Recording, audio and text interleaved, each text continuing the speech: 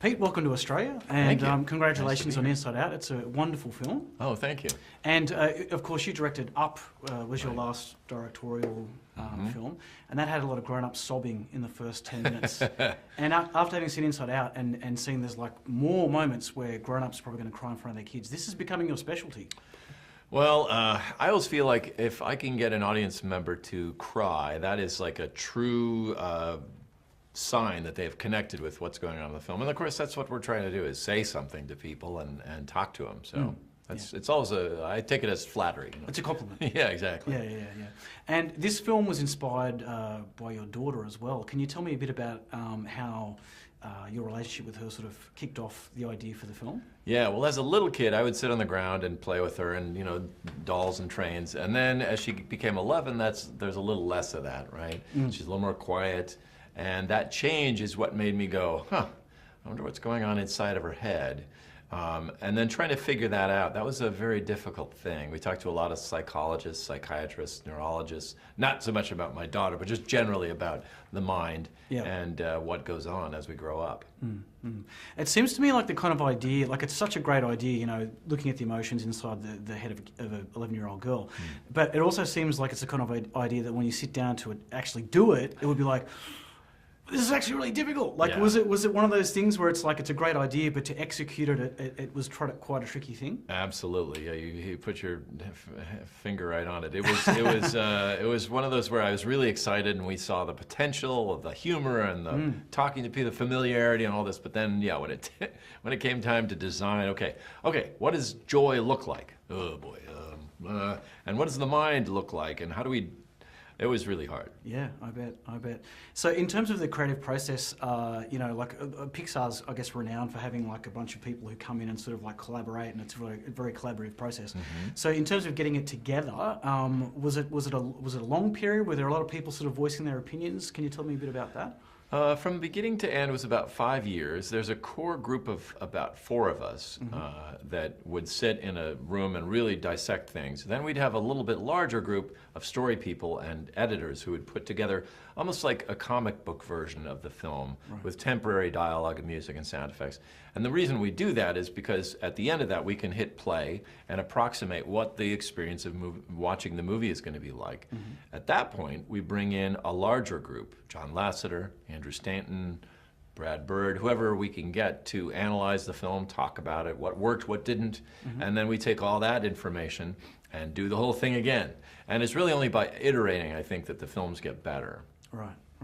Were there any points where you felt like this isn't working and you kind of just wanted to throw your hands up in the air and walk away? Yeah, many times. One really serious one was about 3 years in, and we had up to that point paired joy with fear.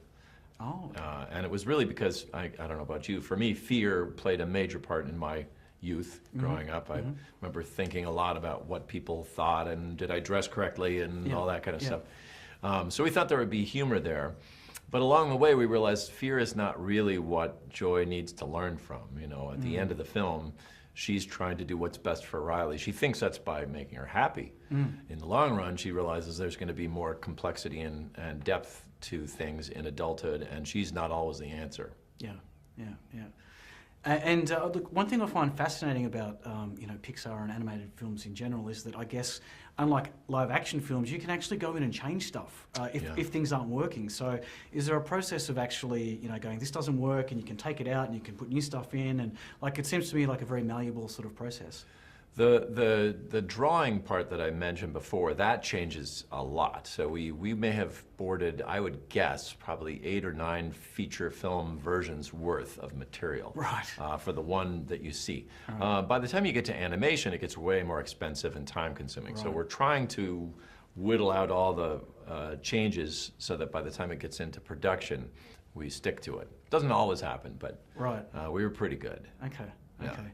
And in terms of choosing the voice cast as well, so we've got, you know, Amy Poehler as Joy, Mindy Kaling as Disgust, Louis Black as Anger, Bill Hader as Fear, and Phyllis Smith as Sadness. Yeah. How did you land on those particular actors, and do you sort of go through a process of trialling out different actors with the characters before you settle on who's going to take the role. We do, but they don't know about it. So what we do is we usually have the character design already done. And then we go through and grab little bits of dialogue from other projects that they've been affiliated with, a film or a TV show. And we just play it, and we're like, yep, that sounds like that voice comes out of that character. I believe that. And then we sign them on. And then inevitably, our first recording session, we end up changing quite a bit. Because I learn from the actors, the writers that I work with. We all start to say, well, Phyllis would speak like this. She would, the cadence or the type of word she uses. We learn from the actors, and that really affects who the characters are. Right. And then we animate it. So the animation, movement, and gestures, that comes after we record. And so a lot of times people say, oh yeah, they look, Dory looks just like Ellen DeGeneres, and I'm not sure if she would find that to be a positive thing, but I think what happens is we record, and then the animators listen and are influenced by the performance that the voice actor gives, and sometimes that finds its way into the movie. Right, okay, great. And was there a point after, I guess, a very lengthy production process, you kind of felt it was all gelling and coming together and working as a film?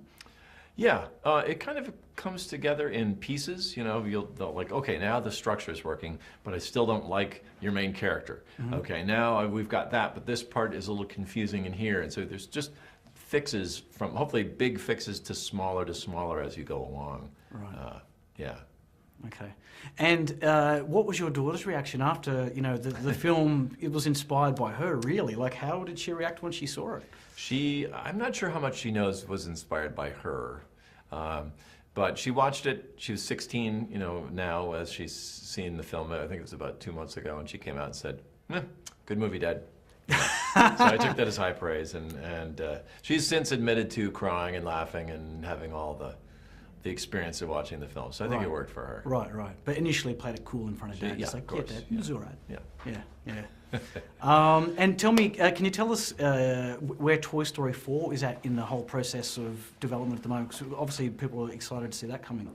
Yeah, that's being directed by John Lasseter, who of course directed the first two, and they're in the middle of writing and rewriting, same as we've always done on all the films.